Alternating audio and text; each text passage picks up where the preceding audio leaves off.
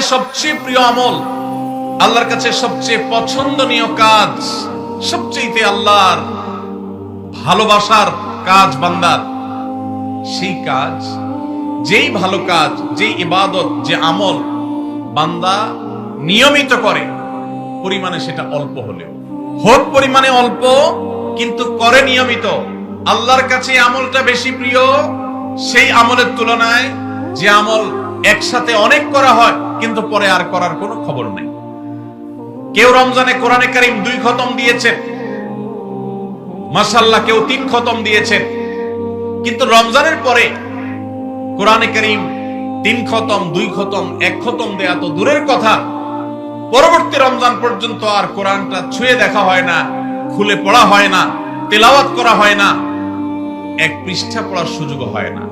তাহলে এই 3 খতম 2 খতমের চাইতে রমজানে কেউ যদি 1 খতম কোরআন দেন অথবা তার চেয়ে কমও কোরআন তেলাওয়াত করেন, কিন্তু রমজানের পরে সেই কোরআন দিনে হয়তো 2-5 পারা পড়তে পারেন না, কিন্তু 1 পৃষ্ঠা হইলেও পড়েন, 2 পৃষ্ঠা হইলেও পড়েন, তার দৈনন্দিন রুটিনের মধ্যে কোরআন তেলাওয়াত থাকেই থাকে। আল্লাহর কাছে ওই 3 খতম দেওয়া কোরআন তেলাওয়াতকারীর চাইতে মাত্র 10 পারা কোরআন তেলাওয়াত করেছেন যিনি রমজানে, কিন্তু রমজানের পরেও সেটাকে ধরে রেখেছেন, পরিমাণে অল্প হলেও আল্লাহর কাছে এই দ্বিতীয় ব্যক্তি অনেক বেশি শ্রেয় এবং প্রিয়। প্রিয় ভাইরা আমার, রমজানে আপনি অনেক দান দক্ষিণা করলেন, রমজানের পরে আর খবর নাই, আল্লাহর কাছে এটার চাইতে বেশি প্রিয় রমজানে তৌফিক অনুযায়ী দান সাদেকা করেছেন, রমজানের পরেও আপনি দান সাদেকা অল্প অল্প হলেও ধরে রাখার চেষ্টা করেছেন। আল্লাহ আমাদের সবাইকে রমজানে যে সমস্ত নেকামলগুলো আমরা করতে পেরেছি, রমজান শেষ হওয়ার সাথে সাথে সেগুলো বন্ধ না করে বরং সেই আমলের ধারাবাহিকতাকে আল্লাহ আমাদেরকে ধরে রাখার তৌফিক দান করুন। ভাইরা আমার, আমরা কি রমজান মাসকে পুজো করেছি নাকি আল্লাহর ইবাদত করেছি? ইবাদত কি আল্লাহকে করেছেন না রমজান মাসকে করেছেন? আল্লাহকে করেছেন।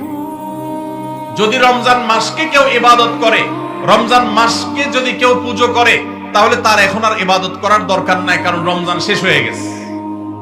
আর যদি কেউ ইবাদত করে আল্লাহকে, তাহলে যে আল্লাহ রমজানে ইবাদতের নির্দেশ দিয়েছেন, সে আল্লাহর নির্দেশ রমজানের পরেও ইবাদতের জন্য আছে না নাই? আল্লাহ বলেছেন, ওয়াবুদু রাব্বাকা হাত্তা ইয়াতিয়াকাল ইয়াকিন। তোমার রবের ইবাদত শুধু রমজানে নয়, রমজান ইবাদতের মৌসুম হিসাবে ইবাদত বেশি হতে পারে, কিন্তু রমজানের ইবাদতের ধারা মৃত্যু আসার আগ পর্যন্ত তোমাকে ধরে রাখতে হবে, তবেই আল্লাহর কাছে সাকসেস হওয়া যাবে, তবেই আল্লাহর কাছে সফল হওয়া যাবে, সার্থক হওয়া যাবে। আমাদের এই জীবন সাধনা, আমাদের তাকওয়ার সাধনা, আমাদের সিয়াম সাধনা, আমাদের রমজানের ইবাদত বন্দেগী আল্লাহর কাছে কবুল হবে। আল্লাহ আমাদের সবাইকে রমজানের আমলগুলোকে রমজানের পরেও পরিমাণে অল্প অল্প হলেও ধরে রাখার তৌফিক দান করুন। সবাই চেষ্টা করবো তো ইনশাআল্লাহ?